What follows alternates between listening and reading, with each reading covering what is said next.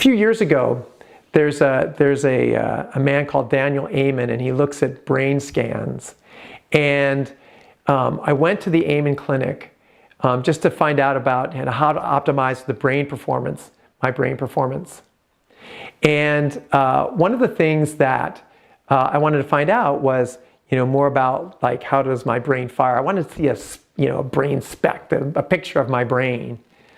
And so I went there, and one of the things that the neurologist, psychologist, he pulled me aside, and he said, looking at my brain scan, and he looked at it and he said, you were shy at one point, and you overcame that shyness. There must be, that must have happened in your life sometime.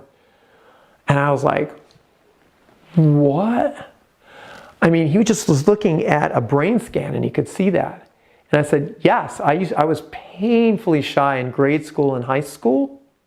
And then I decided not to be that person anymore. And you might have heard me tell the story before, I won't repeat it here, but when I went to college, I wanted to make sure that I learned how to drink beer and talk to the prettiest girl in the room. And that sounds like, oh, that's so funny, that's so good. It was excruciating for the wallflower guy that I was. What a tremendous challenge that was for me. But I overcame that. And now, these days, I've done TEDx talks. I'm an international speaker. I've talked on stages to 2,000 people.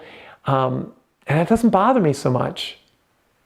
I've done stage work as a dancer. So I overcame those things, but he could see that on a brain scan.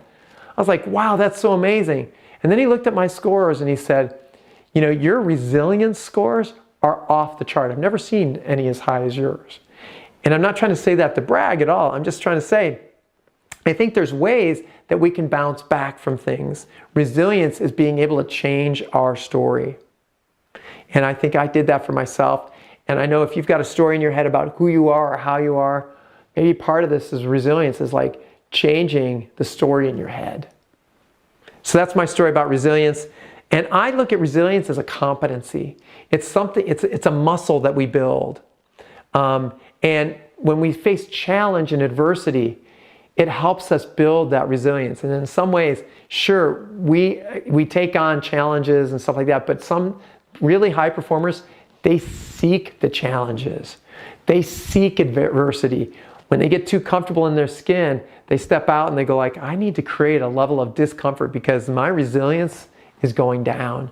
I want to keep staying resilient because I want to be able to reorganize and retain my identity, the things that I'm core to my being, myself, my values, my philosophies. And so in order to do that, I have to absorb these disturbances and be able to reorganize in new ways.